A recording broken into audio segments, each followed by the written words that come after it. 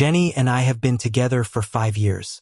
I became her assistant to help save the company, taking care of everything there. Her friends mocked me for being a freeloader, but she never defended me. She canceled our engagement party to host a welcome party for someone she cared about. That night, I stood outside the private room. I heard him ask, "Won't Gary be upset that you suddenly called off the engagement?" She laughed and said, "Don't worry. Guys like him are easy to please." At that moment, I decided I needed to leave. On the day I flew out of the country, she showed up at the airport in a wedding dress, driving a sports car, ready to propose to me. But this time, I didn't wait for her. During the engagement rehearsal, Jenny never showed up. I couldn't reach her on the phone. Mike joked, "The princess got cold feet." Huh? Probably. You still got jokes? If you ask me, skip the wedding and stop being her lapdog. Can't blame him. I did act like Jenny's lapdog. She was strong-willed, and when unhappy, she didn't care about sparing my feelings. But I understood her privileged background and how she was pampered, naturally a bit spoiled. As the man, I figured I should let things slide for her. Plus, I was the orphan her family sponsored. After college, I became her assistant. She thought I wanted the job, but I just wanted to be near her. She didn't know I fell for her at first sight at the orphanage. She was like a princess, and back then, I was too shy to look her in the eye. But she smiled and gave me a gardenia, introducing herself as Jenny. In that moment, she became my first love and my only love. I saved that flower's petals between the pages of my books, just like how I carefully cherished my feelings for her deep inside. Even knowing she wasn't the most capable, that her company was full of problems, I turned down offers from big firms to stay and help her out. I willingly played the role of her secret boyfriend and subordinate for 5 years, helping her secure her position step by step. Her friends didn't realize her achievements were thanks to me and thought I was a freeloader. I never clarified because I knew she valued her image. After all these years, I loved her, was used to looking up to her, so I tolerated and silently supported her. But I'm human, and I get disappointed too. Constantly giving with nothing in return is exhausting and makes one consider quitting the relationship. So, I contacted the hotel manager to cancel the engagement party. If I guessed right, Jenny was on a flight to Los Angeles. Last night, her admirer called. I heard her say, "Henry." It was hard to imagine how someone like Jenny, who's always cranky in the morning, spoke softly, asking what happened without a hint of irritation. I didn't know what was said on the other end, but I heard Jenny's anxious voice from the bathroom, full of worry and care. Before she came out, she accidentally knocked over my glass. By morning, she had left, leaving behind broken pieces. And I showed up at the hotel for the engagement rehearsal as usual. But I lost the bet. He's the charming, talented, romantic guy her friends always compare me to, the crush she had in college but never confessed to before he went abroad. He's the guy I couldn't beat in 5 years. Truthfully, I'm tired. The next day at work, I felt everyone's curious stares. Walking past the break room at lunch, the staff were gossiping about me. You think Gary failed to rise up the ranks? Well, they're not from the same world. Even if they marry, they'll end up divorced. But I think Gary's pretty handsome and a gentleman. So what? If he was really capable, would he be an assistant for 5 years? At best, he's Gary, at worst, a gopher just surviving by being a lapdog. Yeah, our Jenny is practically royalty. Since taking over, she's grown the company and might even take it public in a couple of years. How many people can do that? Falling for this Phoenix man? Luckily, she's woken up now. 5 years and such rumors still swirled around the office. I don't believe Jenny didn't know. She just didn't care enough about me. That evening, I worked until midnight when Jenny surprisingly returned. I expected her to apologize. After all, ditching me for the engagement was inexcusable, right? But instead, she demanded, "Why'd you cancel the engagement? Didn't I say I had an emergency trip and to postpone? What part of postpone didn't you get?" Oh, I remembered. I did get a call from her personal assistant yesterday afternoon. But I didn't want to postpone. Especially not for him. What if he calls again next time? I held back the urge to confront her. I didn't want to fight. The engagement prep had piled up work, and I was exhausted. I chose a diplomatic way. Jenny, I feel like we need to really think things through. Marriage isn't a joke. We should be sure before setting another date. Clearly, she hadn't thought it through. She could stand me up for our engagement. What about marriage? I'm not going to put my dignity on the ground for someone to trample all over. Gary, what do you mean? She looked at me with cold eyes, crossing her arms defensively. Don't you know how my dad is pressuring me? Do you know what he said to me today? Since you canceled, deal with the aftermath. Not my job to clean up. Her tone was harsh, and I couldn't help questioning her. Clean up? Wasn't it for Henry? You could skip our engagement for him but not think about your dad's feelings then? She laughed bitterly. I went overseas because it was important, okay? We're clear as day, nothing shady like you think. Jenny wouldn't cheat. How important? Even more than our engagement, why not tell me ahead of time? Was there any chance to discuss it? Even after everything, I don't get an explanation. Just her questioning me, right? How could I tell you in advance? It was urgent. Did I not have my assistant notify you? Why must you be unreasonable? Is love the only thing on your mind? Are you just obsessed? I felt like laughing. Doesn't she know that besides thoughts of her, all I think about is helping her take control in her family and how to revive the company? Since her dad sponsored my education and medical bills, I've given my all to her family's business. Jenny, you know very well if I'm love-obsessed or not. But can you not be so possessive all the time and stop being so paranoid? It's really annoying. Her words made me feel like I was drowning, gasping for air. Was I being paranoid when she left our engagement party for another man? Was it me being irritating? Felt like someone stabbed me straight in the heart. My mind went blank. I didn't know what to say. Fine, whatever. I muttered weakly. She pushed the vase on the table to the ground and stormed off upstairs, leaving only you can sleep in the guest room. I don't want to see you. I sat alone on the couch for a long time and didn't go upstairs to comfort Jenny. Every time we fought, I was the one who gave in first, always trying to make things right because I was a man and I loved her more. I used to think I would love her forever, but I've come to understand that love can be drained bit by bit each time it's not reciprocated. Sadness, overwhelming like a tide, flooded over me. I cleaned up the broken pieces on the floor, and as I passed by her door, I overheard her playing games with her crush. Henry, you're amazing. Another kill. Henry, come save me. Henry, are you feeling better? Wanna play another game? Turns out, she knew how to comfort someone, just not me. At that moment I felt dizzy. The floor seemed to be absorbing me like a black hole. Why does Jenny always act like nothing happened after she's hurt me? Does she think she can keep treating me like this as long as I don't bow down?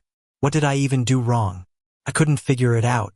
Just like that, Jenny and I entered our first silent fight.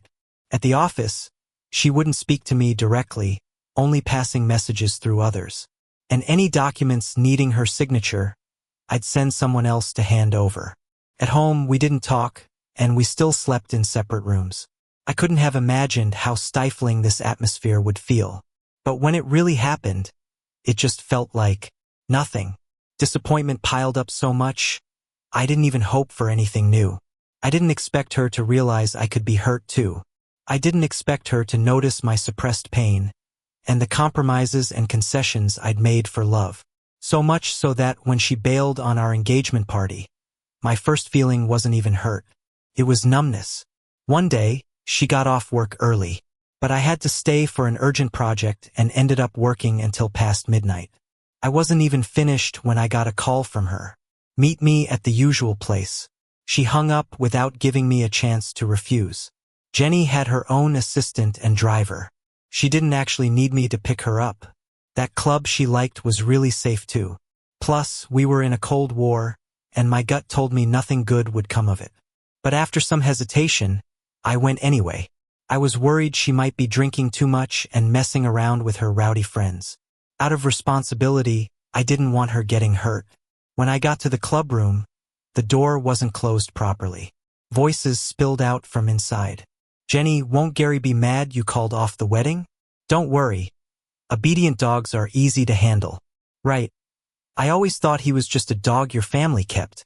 Jenny didn't deny it. She accepted it. At that moment, the love that filled my heart seemed to be ripped away, leaving it cold and dead. Jenny, this is partly my fault. If I hadn't called you, you wouldn't have worried and flown to LA to see me. Don't say that. I'm really glad you called. Teasing voices filled the room. What call are you talking about? Share with us. Why call Jenny but not us? Aren't we your friends? Henry, you haven't been back in 7 years. Did you come back because you heard Jenny got engaged and wanted to break it up? Spill it. When they mocked me for being a pushover, why didn't she get mad? The first time I met her friends and they made fun of my knockoff clothes, why didn't she stand up for me? She'd just say her friends were straightforward. No harm intended. But she knew I bought those knockoffs not out of vanity, but ignorance. Why didn't she give me a chance to explain? The dignity I carefully kept intact was shredded by her friends' comments. Yet, whenever I saw the shirts and ties she gave me later, I'd forget the hurt and fall for her even more. It wasn't about the price, but being touched by how she tried to protect my pride. So every time her friends broke my confidence, she'd patch it up, and I'd be grateful. In this relationship, I placed her on a pedestal, always prioritizing her feelings. No matter who was right or wrong, I'd apologize after every fight. No wonder they said I was like a dog. Honestly, I really was a dog without any dignity. By calling me here today, she probably intended to use her friends to make me see my place, to tell me I was unworthy of our silent feud, and I should apologize with head bowed down. But she was wrong. It wasn't submission. It was care for her. And now I didn't care anymore. Just as I was about to walk away, someone approached. It was one of Jenny's friends, Linda. Gary, why aren't you coming in? Were you eavesdropping at the door? Her voice was loud, silencing the laughter and chatter inside. In the past, I would have probably felt awkward and embarrassed.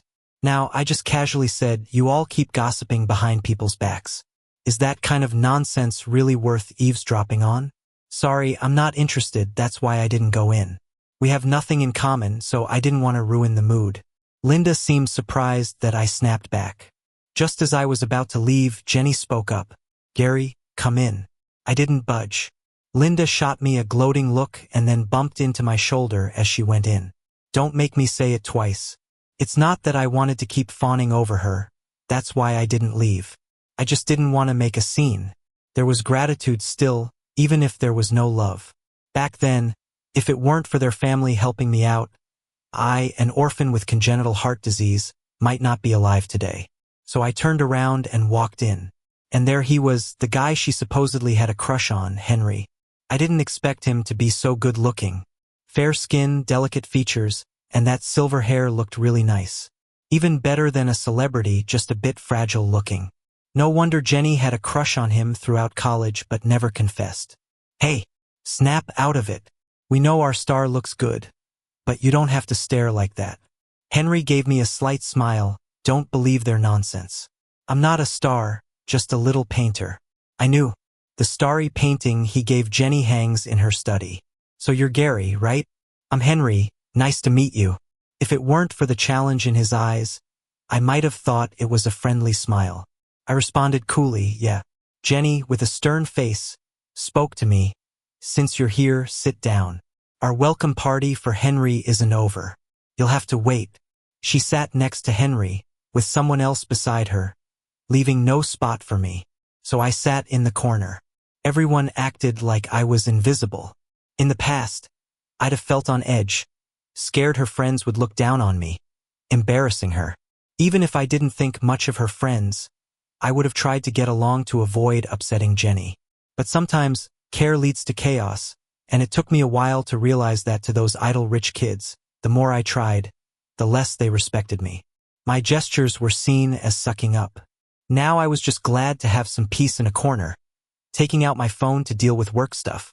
They were playing a game of passing notes with their mouths. The noise was loud and annoying. I glanced over, disgusted. Just then, as Henry was about to pass a note to Jenny, it dropped, and they accidentally kissed. Henry quickly pulled back. Jenny, sorry, I didn't mean to. It's fine. Jenny forced a smile. She looked stiff. It's just a game. Not sure who she was trying to convince. Through the crowd, Watching her nervous look, I mocked myself with a smile. Ah, you two lost. Come on, draw a truth or dare for a penalty. Stare deep into each other's eyes and sing a love song. Hey, hey. Ah, OTP vibes. In the past, I might have been heartbroken. But now I just felt sick. So sick I wanted to puke. Jenny gazed at Henry all googly-eyed, her ears turning red. I hadn't seen her look this in love in ages. These past 2 years, as the company grew, she became more impatient with me. I still remember that first year at the company, working late on New Year's Eve together. I told her to go rest, but she insisted on staying with me. At midnight, the office lights suddenly went out. She stood on the 30th floor balcony, holding a sparkler. Gary, Happy New Year. May you never be happy without me in your life. Even her confessions were so assertive. Snow began to fall suddenly. She blushed and asked me, Gary, will you stay by my side from now on? Sure. Fireworks in hand, she ran to me. In the moment she hugged me, I really felt like I had it all. I knew what it was like when she loved me. So of course, I could sense her growing disdain. Many times I didn't know why. At this moment, the reason became clear. When the music ended, Henry suddenly picked up the microphone, facing my way. Gary, don't misunderstand. We just lost a game and we're fooling around. I swallowed back some ugly words. Yeah, you do have all the fun you want.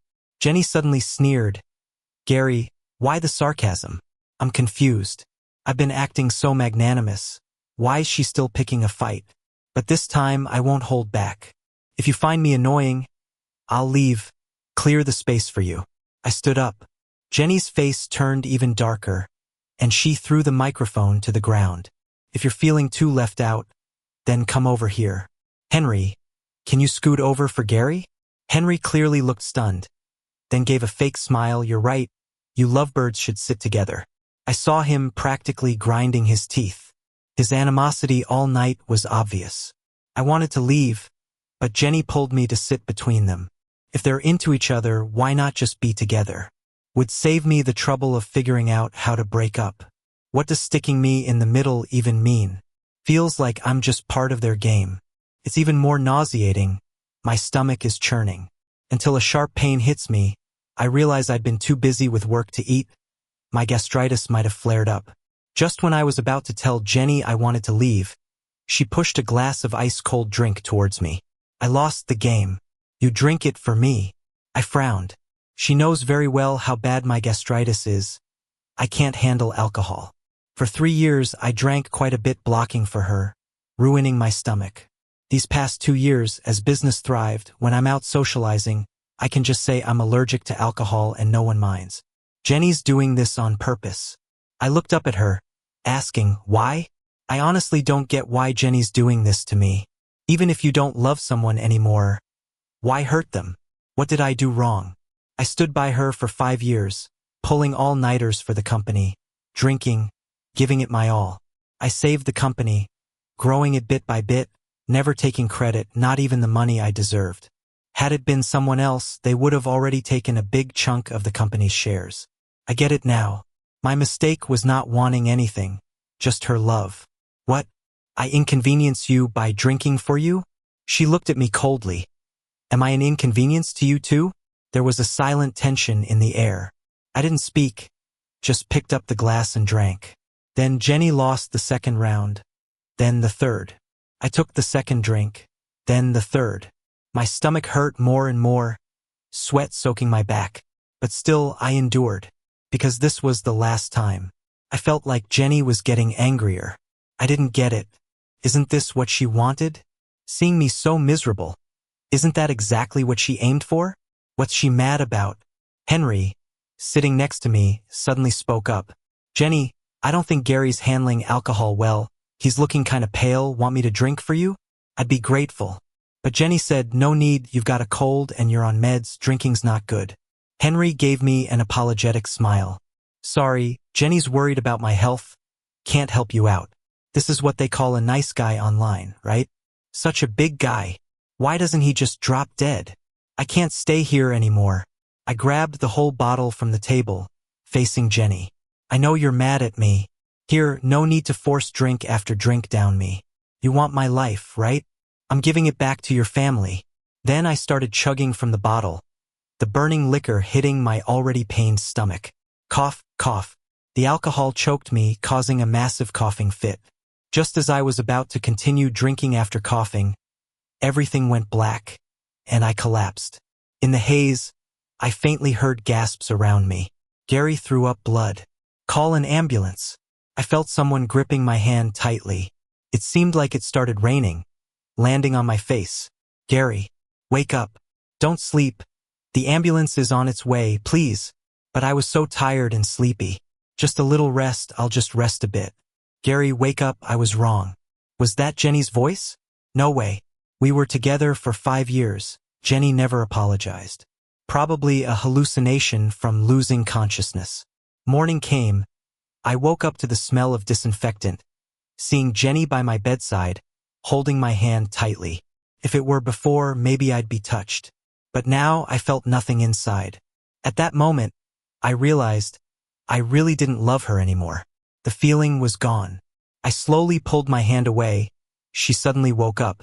She seemed like she hadn't slept all night, her eyes red and swollen. I'm fine now, you should go rest. It's okay. I'll stay with you. I got abalone porridge delivered for when you woke up so you could have some.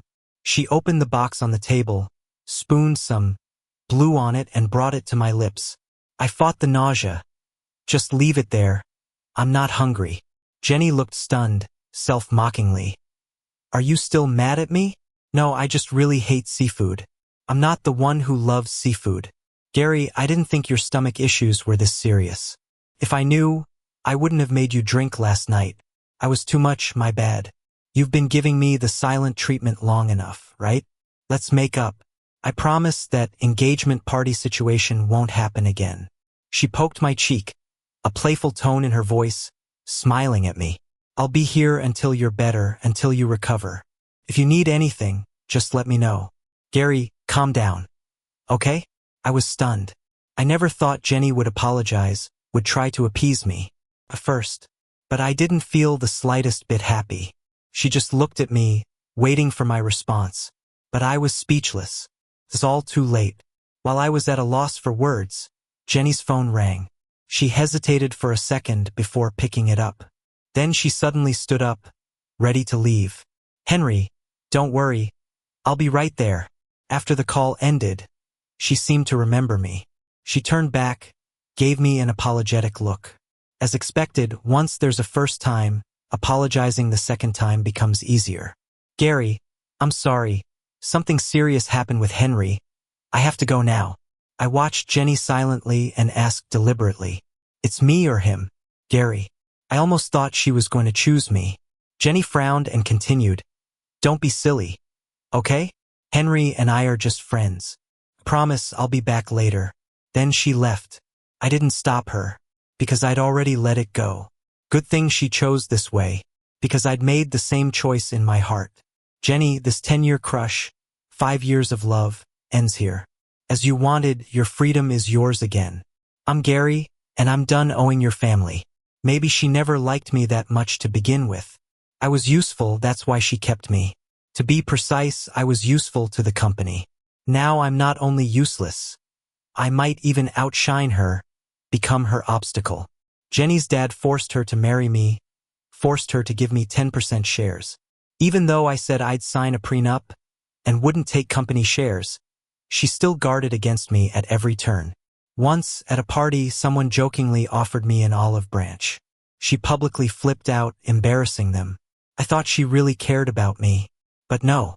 She feared I'd leave and wanted to cut off all my escape routes. Then trap me in a cage spun from so-called love. She doesn't let go of me or treat me well. She just sees me as a tool for her power play in the company. I looked out the window at the steady rain.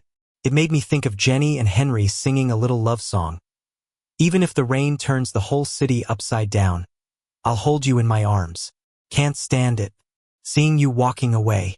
I've always been tone deaf. I can't even get a simple nursery rhyme right, so there's no way I could duet with Jenny. I'm no good at sweet talk or romance. I couldn't paint a beautiful star map or give Jenny the love she wanted. I pulled out my phone and slowly started typing a resignation letter in my notes. Just then, a message from a stranger popped up. "Gary, you okay?" The profile pic was an oil painting of a white gardenia. It reminded me of my tattoo. I suspected it might be Jenny's alternate account. When I checked out the profile, it turned out to be Henry. His latest post was from 2 hours ago. "Tasting Jenny's homemade porridge makes life worth it." That's when I realized Jenny could cook. We'd been together for 5 years, and she never cooked for me once. At first, we were both busy, so it was either takeout or having the housekeeper cook. But for the last couple of years, I wasn't as busy, and I started learning to cook for her instead. It's true. Genuine affection doesn't always get you the same in return. I replied to Henry, "Don't worry. I'm still planning to attend your funeral after 7 days. Not going anywhere." He didn't reply. Just as I was about to delete this creepy contact, Jenny called.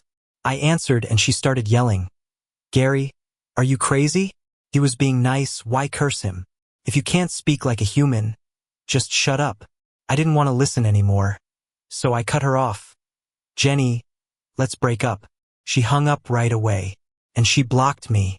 Honestly, I just hope those two stay together forever and stop messing with anyone else. After I sent the resignation email, I booked a moving company for the next day. She never replied. I didn't try to contact her either. Worst case, I'd confront her at work. The next morning, I checked out of the hospital and went back to the villa. While I was packing, I heard the front door open. Jenny's crying echoed through the halls. "Gary, Gary." I stepped out of the room. She stumbled toward me. "My dad's in critical condition. They resuscitated him last night. He's still in the ICU and hasn't woken up. I tried calling you all day, but you wouldn't pick up. I even went to the hospital to find out you were discharged. Why didn't you answer? Do you know how scared I was?" I paused, then pulled out my phone. There were quite a few missed calls I hadn't seen. It was on silent, and I'd forgotten to switch it back. "Don't cry. I'll go with you to see your dad." Jenny hugged me tightly, and I could feel her shaking. "Gary, I'm terrified of losing my dad." "It'll be okay," I assured her. "He's a good man. The good always have luck on their side." When she tried to drive, I stopped her. I'd seen how reckless she got behind the wheel when upset. At the hospital, we waited in the lounge. I suggested she rest for a bit and I'd keep an eye out. She nodded and leaned her head on my shoulder.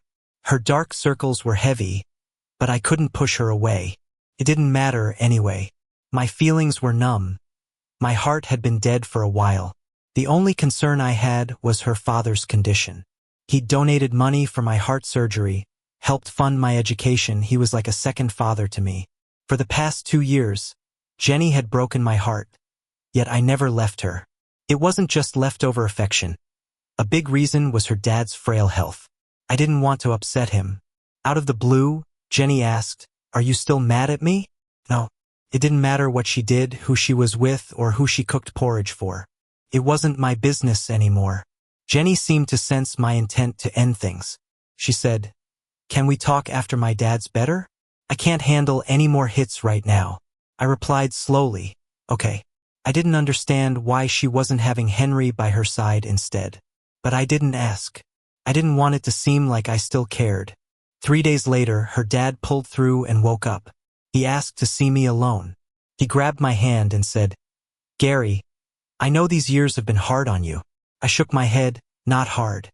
It wasn't right to use a favor to guilt someone, but I didn't stop Jenny at first because my health was failing. I knew she couldn't handle those company sharks, and I was powerless. I know he patted my hand. The engagement party, I didn't bring it up because I was ashamed. I know how hard these years have been for you, with Jenny acting the way she did. I tried to advise her, but I couldn't change her.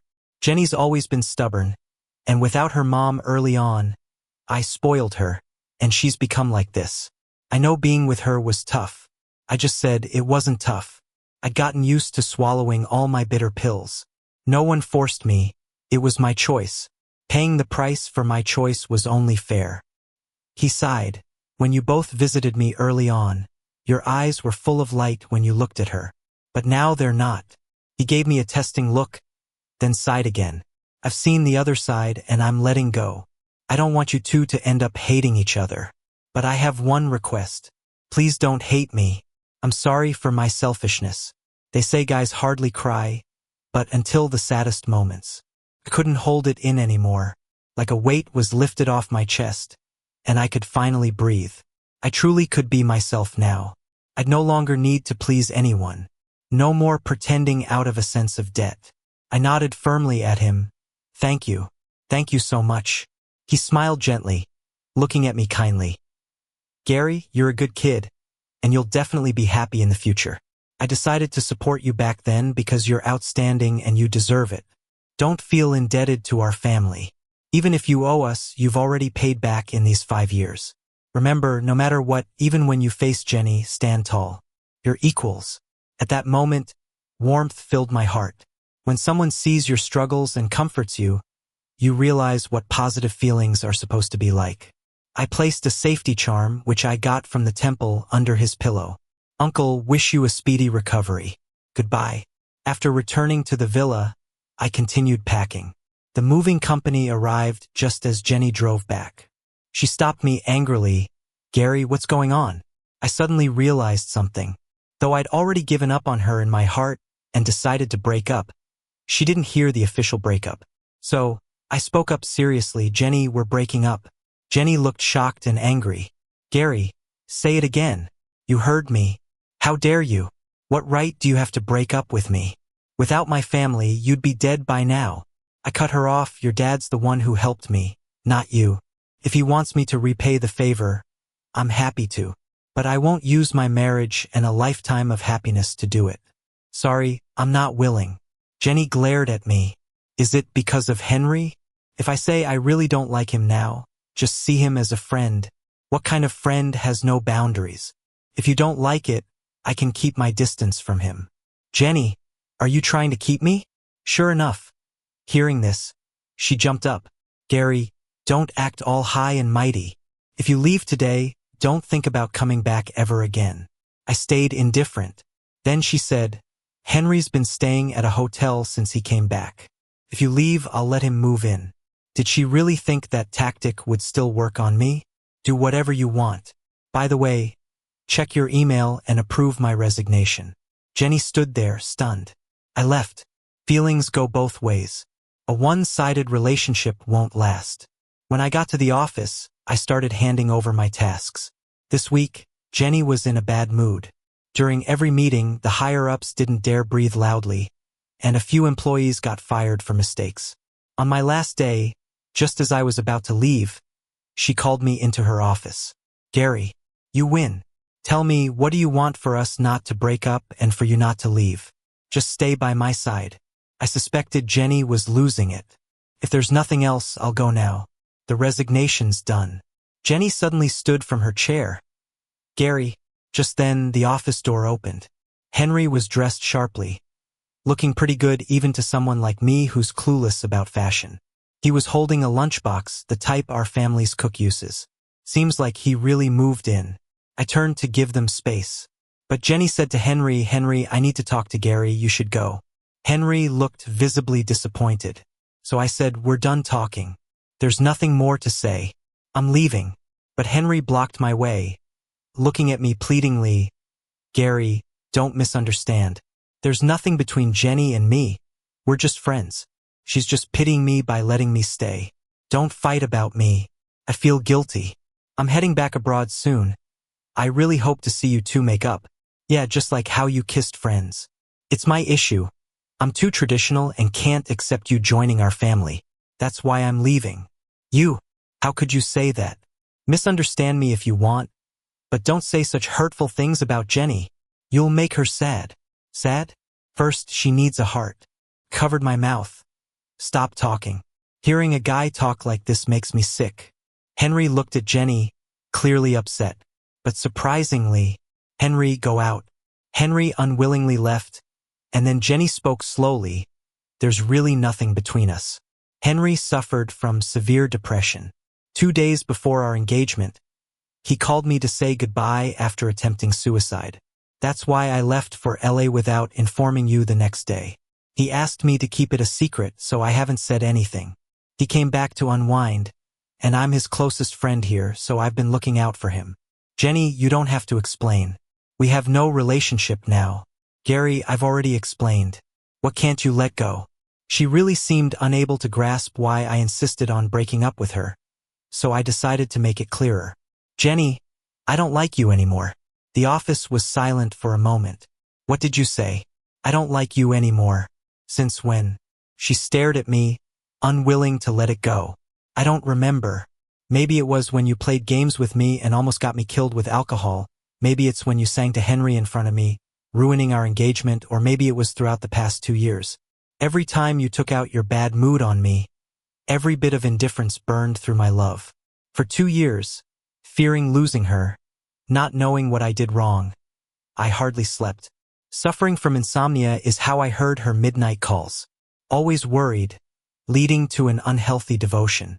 Jenny didn't know that the day she went to Henry, I had my gardenia tattoo removed. Still hurts worse than when it was first done. But she never noticed. News about me quitting spread fast in the industry, and I got tons of job offers. I turned them all down, though. There was this one company I really wanted. I sent in my resume and was waiting for a response. Soon enough, the general manager reached out personally. Once we set the start date, I hung out with friends a few times. One time, as Mike and I were leaving a restaurant, I saw Jenny standing outside. Snow had started falling at some point. Her face and nose were bright red from the cold. Mike nudged my arm. If you go back to her with your love-struck mind, we're done, he warned. Don't worry, I won't, I reassured him. As we laughed and left, Jenny called out to me. Gary, can we talk again? Her voice sounded filled with sadness, carried by the cold wind. I grabbed an umbrella from the car, opened it, and handed it to her. No need, I said. Gary, I'm sorry. I was wrong, I really do know now. Without you, I can't do anything right. All I think about is you. I know my temper's been bad these last 2 years, and Henry's stuff really hurt you. I promise, I won't be selfish anymore, never make you sad, and I'll keep my distance from other guys. Okay? Gary, please give me another chance. She started crying, tears shining. I felt nothing like an observer outside a play. Before I could speak, Mike wrapped an arm around me and mocked Jenny. What's up with you? You only realize you want him back when you've got nowhere to turn? What's wrong with you? Last year, my brother's birthday, you went on a trip with your party friends. 2 years ago, at his business meeting, he fainted from heat exhaustion. Did you check on him? These are just the highlights.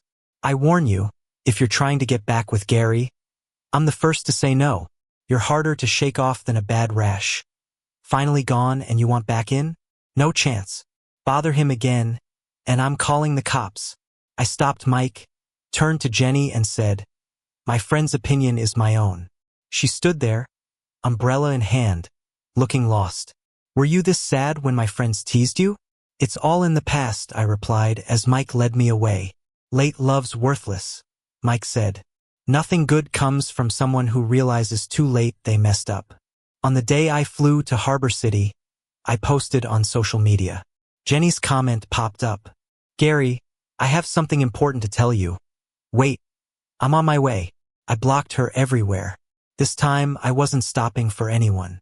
28-year-old Gary needed to live his own life. Later, I heard that Jenny had worn a wedding dress and taken a sports car to the airport that day I left, just to propose. She had an accident on the way because she drove too fast. Luckily, no one got hurt, and she was fine. About Henry's depression, word spread from abroad back home. He'd been blacklisted for copying people's artwork. He'd lived a wild life overseas, funded by a sugar mama. Maybe he had an art dream, but temptations got him, living it up abroad. Depression? Nah, just no morals. When he ran out of options, he turned to his backup plan. He knew Jenny liked him and now managed a company. A real catch. So he pretended to call her, faking suicide. Back home, he tried to drive a wedge between us, hoping to latch onto her. Whether Jenny ever wavered in our relationship, only she knows. My answer doesn't matter, because with or without Henry, we were bound to end. Still, I got a friend abroad to dig up his past, to pay her family back for old kindness. Someone like Jenny, with her pride, wouldn't tolerate betrayal. Later, Henry was in the news for gambling addiction and living a life of dodging debt collectors, likely with her help.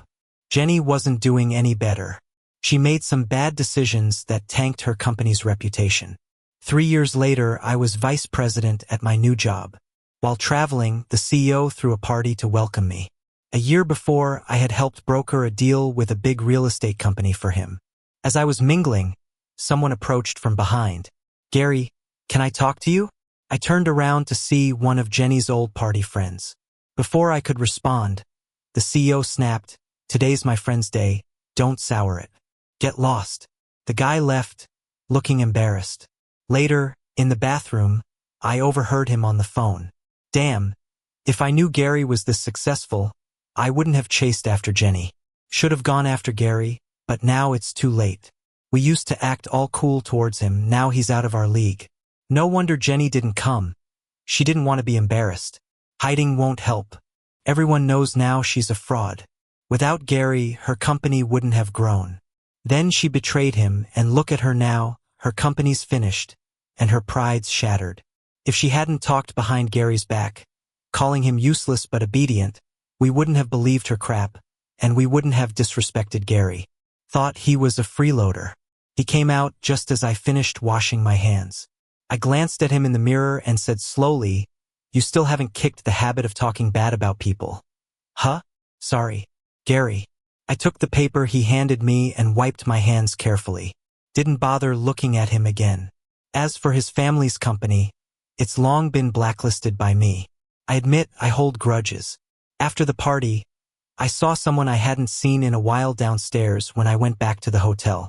Jenny turned around, and that's when I noticed the scar on her forehead. I thought she came to ask me to save her company. But unexpectedly, she said, "Gary, I'm leaving, going with my dad to a rehab center abroad. The company isn't what it used to be, but it's still got some standing. I've got professionals managing it." I didn't know what to say, so I just nodded. She seemed calm, but there was a sadness in her eyes she couldn't hide. "You probably wondered why I chose to be with you, yet treated you so poorly, right?" I stayed quiet. After a long pause, she said, "Because of jealousy. Gary, I've been jealous of you ever since we were kids. No matter how much I tried or how many tutors I had, I could never match you. My dad always praised you at home. I secretly competed with you for years. One day, I wanted to see what kind of person you really were, so I went with my dad to the orphanage. You know, you shouldn't have looked at me with that obvious admiration in your eyes. It was my leverage over you. No matter how amazing you were, you still didn't dare to touch even the edge of my skirt. Your careful demeanor pleased the insecure me at the time a lot. After you graduated college, I brought you to my side. I was jealous of how excellent you were, but benefited a lot from you. After the company stabilized, I felt you were less useful. Your presence constantly reminded me that I was a failure, only able to rely on a man. I couldn't hold back and would lash out at you, humiliate you on purpose, to feel more balanced. A few days before our engagement, I overheard you on the phone with a friend, questioning if getting engaged was the right choice. That call was poignant because I'd realized by then that there were problems between us. I thought you regretted it. I didn't want to be a failure in love as well. Instead of waiting for you to leave me, I decided to leave first. So I used a call from Henry as an excuse and ran to Los Angeles. Honestly, I only saw him as a friend, was tricked by his depression and felt sorry for him. When you called off the engagement, I was furious. I realized you didn't love me as much and had to confirm it. I couldn't help but lash out, deliberately going to Henry and giving you the cold shoulder. Before, you would always try to comfort me, but not that time. Your indifference really angered me. Your coldness made me want to hurt you. I had them humiliate you on purpose, played ambiguous games with Henry intentionally, and even wanted you to drink, yet you wouldn't say a word of submission. When you had a stomach hemorrhage, I was truly scared to lose you. I didn't want to test how much you still loved me. But your eyes clearly told me you didn't love me anymore. I was terrified to hear you say break up, so I went to Henry, knowing he'd post on social media. But you didn't care. I didn't want to suck it up again and again, but only you were there when my dad was critically ill. When you resigned, I was furious, thinking you did it to spite me. I was actually scared you'd leave, afraid something would happen before the company went public, so I begged you. But when I personally heard you say you didn't like me, I felt my world truly collapsed. I couldn't even bring myself to try to persuade you. Every day since you left, I've been lost. Suddenly, I didn't know what I wanted anymore. While in school, I saw you as an imaginary opponent, compared grades. At work, I relied on you while being jealous. Because I had too many negative emotions towards you, I forgot that I too loved you. By the time I realized, I couldn't catch up to you anymore. She touched the scar, saying, I left this scar on purpose, to remind myself constantly of how foolish I've been, and what I missed. Gary, I'm telling you all this not to win you back or atone, but so you know that in our 5 years together you did nothing wrong. You were great. I was the problem. After the breakup, lying awake every night became my problem. Don't pity me. I brought it on myself. I hope after the breakup you can sleep well every night without needing sleeping pills. I wanted you to know I did love you. That's it, Gary. Goodbye. She turned and slowly disappeared into the night. I stood there watching her back for a long time. There were many things I wanted to say, yet no words came. In the end, love left both of us wounded and yet stronger apart. She once said she hoped my happiness would be incomplete without her. But every night since we parted has been a true peace for me. Eventually, I just softly said, goodbye. The fact that I loved her once was indeed a small matter, and it was over long ago.